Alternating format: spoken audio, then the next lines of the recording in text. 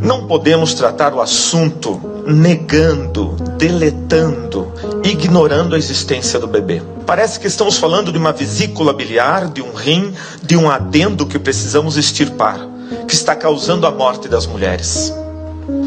Mas isso não é matéria para ser discutida nessa Suprema Corte, e sim no Legislativo. Olá, seja bem-vindo ao canal Encarando o Sobrenatural. Aqui quem fala é o Davi. E uma coisa rara de se ver, né? Ultimamente, infelizmente, digo assim, né, a Igreja Católica, com esse Papa atual, tem deixado muito a desejar. Eu sei que cada instituição no mundo tem os seus erros, afinal são feitas por homens. Só que, meus irmãos, muitas das regras que nós temos hoje foi graças às batalhas que foram travadas antes. E justamente por nós deixarmos essas batalhas de lado, achar que tá tudo bom, tá tudo legal, que já foi conquistado, agora não precisa manter. Mas isso é como você quando compra um objeto. O desafio não é comprar é até fácil. O difícil é você manter. E se você não lutar, não for pra cima, o que acontece é prejuízo. Você vai perder o que você tem. E é o que está acontecendo hoje. Diversas coisas que a gente conseguiu e fazia bem à sociedade estão sendo destruídos bem na nossa frente. Mas esse bispo teve a coragem de chegar lá, né, arriscado inclusive a ser preso. Por que não? A gente está vendo pessoas ser presas aí por simplesmente expressar a sua opinião, né? Imagine você chegar lá de frente e dizer, olha, isso aqui não é matéria para ser discutida aqui com vocês. Dizer na cara de quem justamente está agindo fora da sua jurisprudência, né? Assumindo um papel que não é seu. E o cara teve peito para chegar lá e dizer, não é papel de vocês. Muitas pessoas têm críticas a fazer à forma de cultuação de A ou B, mas no geral, meus irmãos, eu já disse para vocês, o mais importante agora, em vez de discutir detalhes de doutrinas, o que tem que ter é união, é consenso, sabe? O cara tá defendendo o que é certo, não importa o que ele acredita, quem ele é apoiar a pauta, né? E esse bispo tá de parabéns, foi muito corajoso, coisa que a gente não via, porque quanto mais a pessoa tem uma posição de destaque na sociedade, mais difícil é você ver alguém daquele meio ter coragem para falar esse tipo de coisa. O pastor Silas mesmo, esses últimos dias, tem dado show também, né? A gente já tem acompanhado aqui, eu vou trazer umas novas para vocês verem. Então isso traz um pouquinho de esperança, né? Que nem tudo está perdido ainda, porque tem pessoas com coragem. Infelizmente o que não acontece é o destaque que deveria ter uma coisa dessa, né? O ato de coragem não tem, a mídia faz o contrário, esconde, omite da população e quando fala é para debochar, é para diminuir. Então o nosso trabalho aqui tem que ser esse, de divulgar, de mostrar para as pessoas que olha, pode até não estar tendo o alcance que deveria, mas tem gente lá dizendo a verdade, né? Então vamos conferir aqui na íntegra, em seguida a gente volta para encerrar.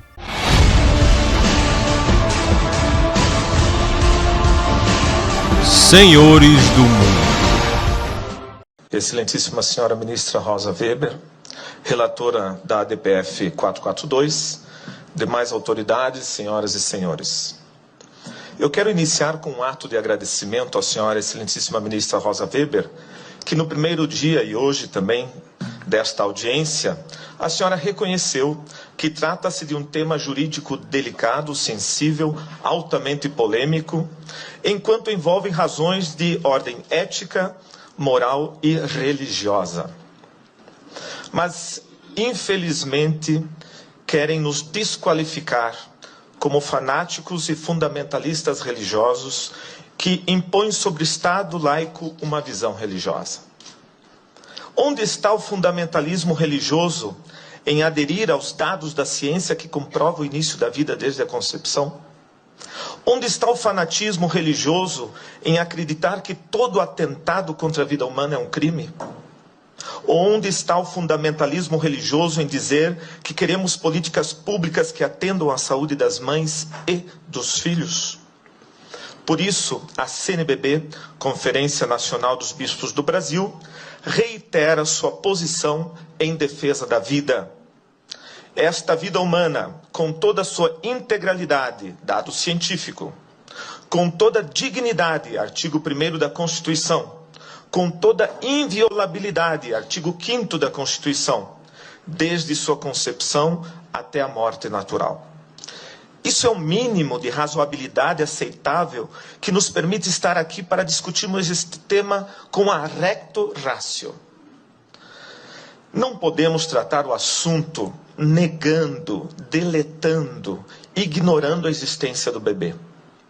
Parece que estamos falando de uma vesícula biliar, de um rim, de um adendo que precisamos extirpar, que está causando a morte das mulheres. O foco está errado. Se é um problema de saúde pública, deve ser tratado e solucionado como tal. Mas não foram poucas vezes que eu vi nesta audiência a ideia de que é necessário que a mulher supere e transcenda a imposição do papel materno. A ideia do desengravidar as mulheres. Isso, excelentíssima ministra, não tem nada a ver com os artigos 124 e 126 do Código Penal.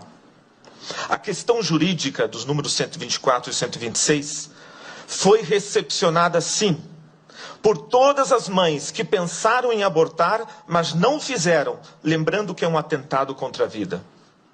Se negarmos isso, negaremos a capacidade de discernimento de todas as mulheres que optaram por não abortar para salvaguardar os seus filhos. O desacordo não é jurídico.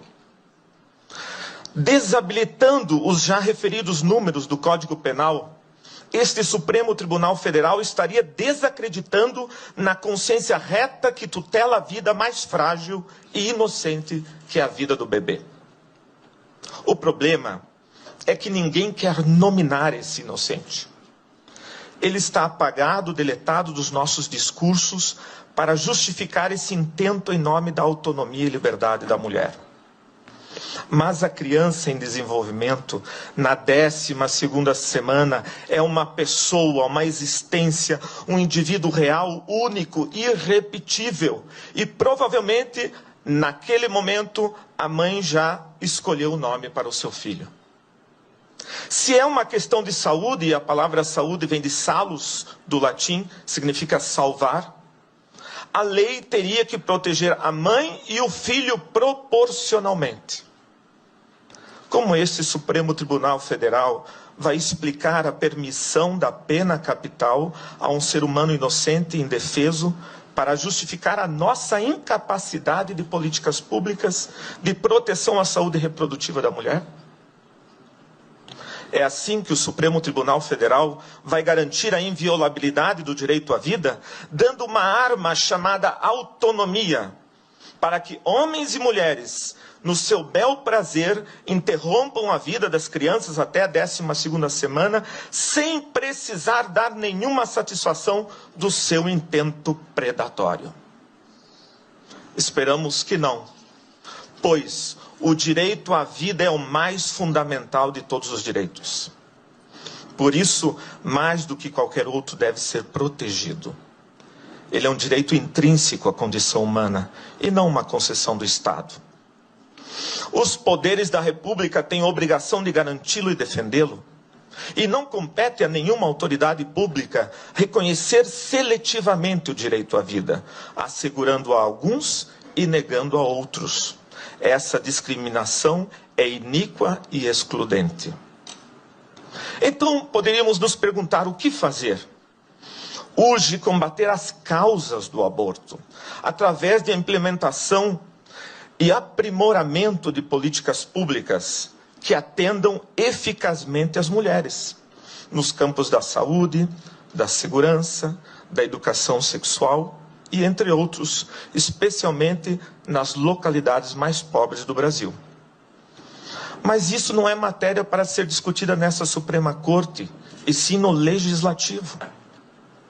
Em todo caso, eu convido a senhora, excelentíssima ministra Rosa Weber, que antes de tomar sua decisão, conheça pessoalmente ao menos uma das casas pró-vida que começam a se espalhar pelo Brasil.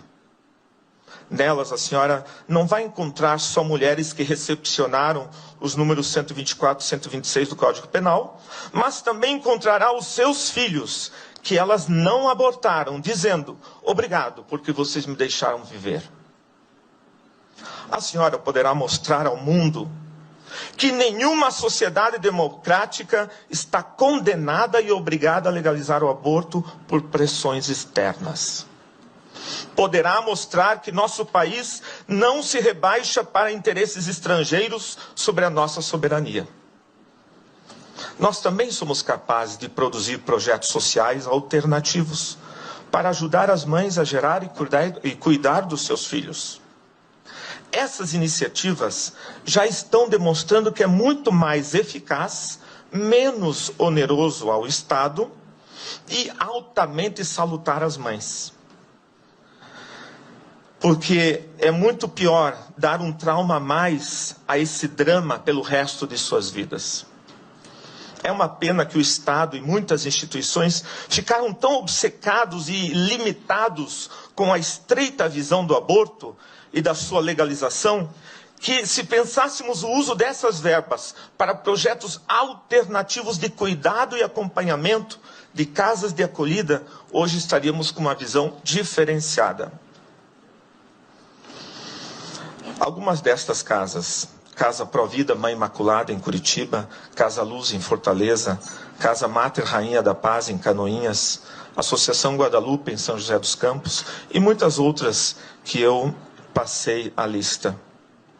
Nós estamos aqui porque fazemos parte da maioria dos brasileiros que são movidos sim pela fé em Deus, mas também pelo cuidado e defesa da vida. Por essa fé não medimos esforços nos gestos de verdadeira solidariedade, justiça e fraternidade.